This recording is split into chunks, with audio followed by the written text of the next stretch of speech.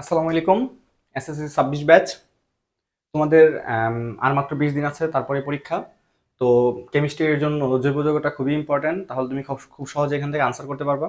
দেখো, এখানে অলমোস্ট সব টপিকই পড়ানো হয়ে গেছে। আমার ইউটিউব চ্যানেলে ক্লাস দেওয়া আছে, টিকটকে এবং ফেসবুকে দেওয়া আছে। তো যেই টপিকটা বাকি আছে শুধুমাত্র আমার মনে হয় ওভারঅল 90% ইনশাল্লাহ কমপ্লিট হয়ে গেছে। দেখো, অনেক সময় কোশ্চেন করে চেতননাশক প্রস্তুত করো বা ক্লোরোফর্ম। এই চেতননাশক বা ক্লোরোফর্মটা কি সেটা তুমি জানো না। এটা জানলে খুব সহজে তুমি প্রস্তুত করতে পারতা।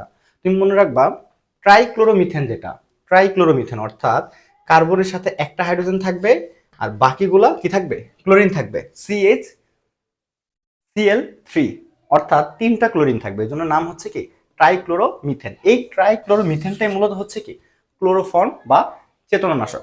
বুঝতে পারছো? তো তোমাকে ধরো উদ্দীপকে কোনো একটা ডাটা দেওয়া থাকবে, সেখান থেকে বলবে ক্লোরোফর্ম বা চেতননাশক প্রস্তুত কর। বুঝতে পারছো? দেখো, এখানে দেওয়া আছে CnH2n+2। এটা কিসের সংকেত? এটা হচ্ছে অ্যালকেনের সংকেত। তোমাকে এখান থেকে চেতননাশক বা ক্লোরোফর্ম প্রস্তুতি করতে বলছে। তার মানে অ্যালকেন, এন এর মান বলতেছে কত, 1।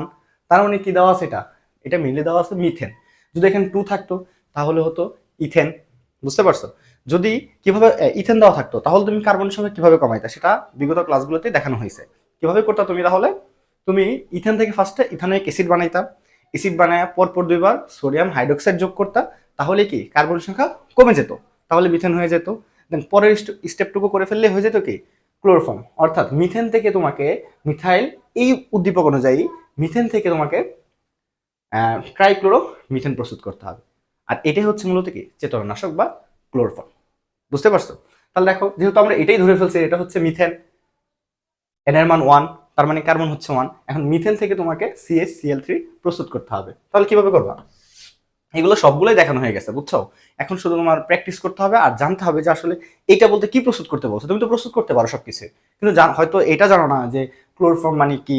তারপর হচ্ছে, যেমন ধরো তোমাকে যদি বলে খাদ্য সংরক্ষক, তাহলে তোমাকে বানাইতে হবে কি ইথানোয়িক অ্যাসিড। ইথানোয়িক অ্যাসিডের 4 থেকে 10% জলীয় দ্রবণ কি বলে, ভিনেগার বলে। আর ভিনেগার মানে হচ্ছে খাদ্য সংরক্ষক।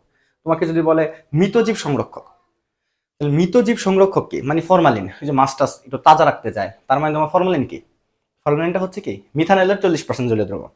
বুঝতে পারছো? তারপর হচ্ছে রেকটিফাইড স্পিরিট। রেকটিফাইড স্পিরিট কি, ইথানলের 96% জলীয় দ্রবণ। তারপরে চেতনানাশক, চেতনানাশক কি ট্রাইক্লোরোমিথেন। বুঝতে পারলা? তাহলে তুমি করো এখন, যেহেতু এটা মিথেন, CH4 ক্লোরিন আলট্রাভায়োলেটের উপস্থিতিতে বিক্রিয়া করবে, তাহলে হবে কি CH3, একটা হাইড্রোজেন সে ছেড়ে দিবে, একটা ক্লোরিন ধরবে, প্লাস HCl। ঠিক আছে? এখন আবার পরপর 2বার 3বার ও বিক্রিয়া করবে ক্লোরিনের সাথে। তাহলে হয়েছে কি CH3Cl, আবার ক্লোরিনের সাথে বিক্রিয়া করাও আলট্রাভায়োলেটের উপস্থিতিতে। তাহলে হবে কি আরেকটা হাইড্রোজেন কমে যাবে, তাহলে হবে CH2Cl2 প্লাস HCl। আবার বিক্রিয়া করো,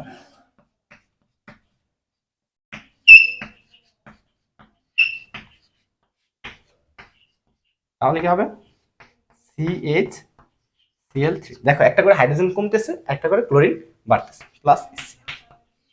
বুঝতে পারছো? এই দেখো CH Cl3, তিনটা ক্লোরাইড। এটা হচ্ছে মিথাইল ক্লোরাইড বা ক্লোরোমিথেন, তারপরটা হচ্ছে কি ডাইক্লোরোমিথেন, তারপরটা হচ্ছে কি ট্রাইক্লোরোমিথেন। এই ট্রাইক্লোরোমিথেনটা হচ্ছে মূলত কি ক্লোরোফর্ম বা চেতননাশক। এটাই মূলত চেতননাশক। বুঝতে পারছো? আশা করি জৈব যৌগের সবগুলো ক্লাসেই তোমাকে মোটামুটি দেওয়া আছে। যারা ইউটিউব প্লেলিস্টটা কমপ্লিট করবা, ইনশাআল্লাহ জৈব যৌগ থেকে কোনো সৃজনশীলই আটকাবো না। ঠিক আছে, দেখো নেক্সট কোনো ভিডিও।